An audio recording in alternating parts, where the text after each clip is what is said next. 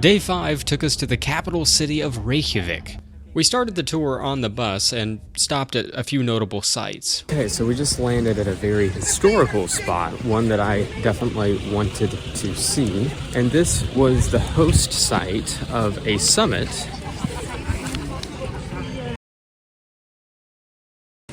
So this is where Reagan and Gorbachev met to discuss the Cold War.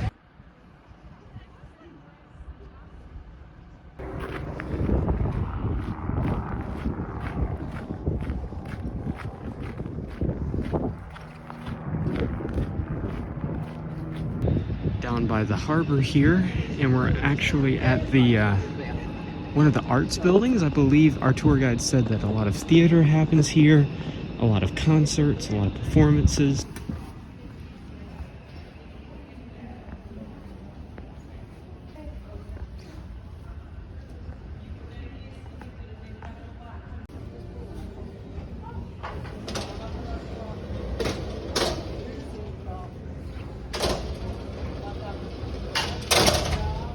So I'm just inside now, and take a look at the ceiling. It's amazing. Everything is labeled here, and it is so clean.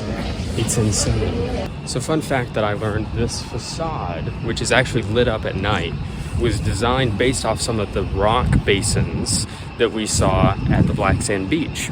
So the whole side of that area reflects this in its sculpture. I actually took a picture of one of the models there too. Oh wow, there's a ship leaving. Take a look at that. I think that's is that Denmark? I hope that's Denmark. Karsten, in the future, let me know if I'm right. Yeah, you're right. Okay, if you've looked up anything with Iceland before, you will recognize this spot I'm about to show you. Look at that. That is the infamous cathedral, and we are about to walk inside. Well, despite my confidence, we were actually going to the church at the time when they were holding services, so my visit inside would have to wait. But I did get to see this.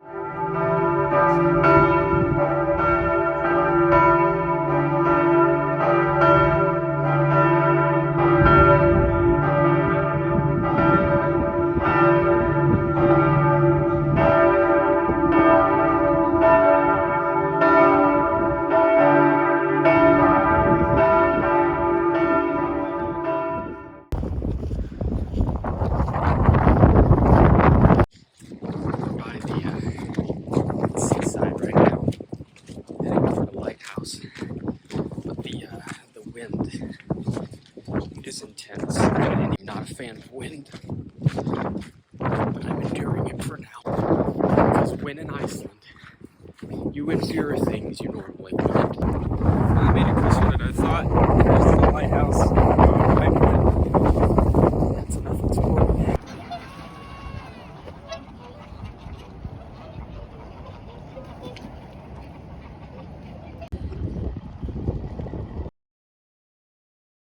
So if you want to try the whale, or if you want to try the smoked salmon or the salt, they're on the left side of the market. And the lava jewellery that I was telling you about, it's in the sort of next section through, down towards the right-hand side, okay? From this point forward, we had 3 hours to explore the city on our own.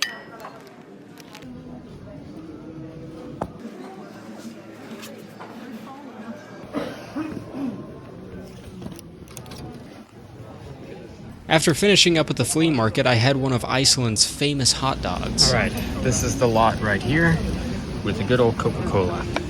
The top part is almost sort of like a gravy sauce. You can taste the mustard. And then the actual hot dog itself, very juicy. You can see now that the rest of the toppings are actually underneath. Then I went to the main part of town, stopped in at a bookstore. Next, I was off to find the infamous Rainbow Street. There it is. And made my way back to Hallgrímskirkja to take a look at the inside of the church.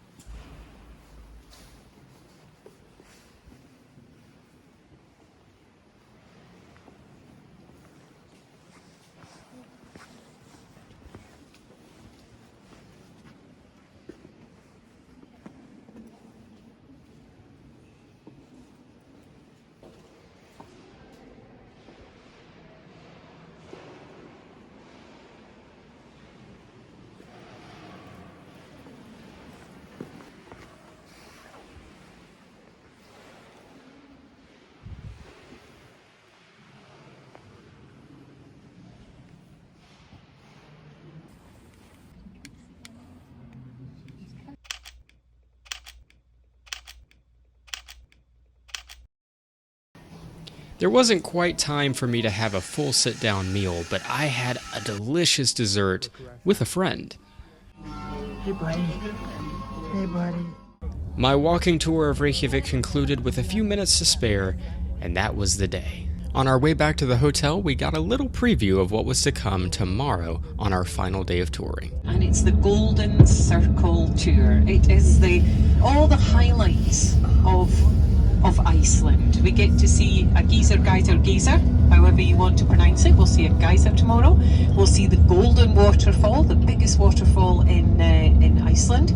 We also have the tomato and horse farm tomorrow. So if you've ever wondered what tomato ice cream tastes like, well, tomorrow you can find out. You can even have Bloody Marys, Virgin Marys, and I think, 10 o'clock in the morning is never too early for a Bloody Mary. So be prepared for that for tomorrow. And later that evening, we set off on a night to spot the northern lights out in the middle of nowhere. Not sure if you can see me.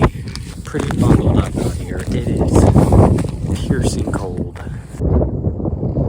The nearest town is way over there. We waited for about 2 hours for the lights to show up, but we couldn't see anything in the visibility. Ironically, the lights decided to make an appearance as soon as we got back to the hotel. And look at that. And that is pretty clear. That's the clearest we've seen them the whole time.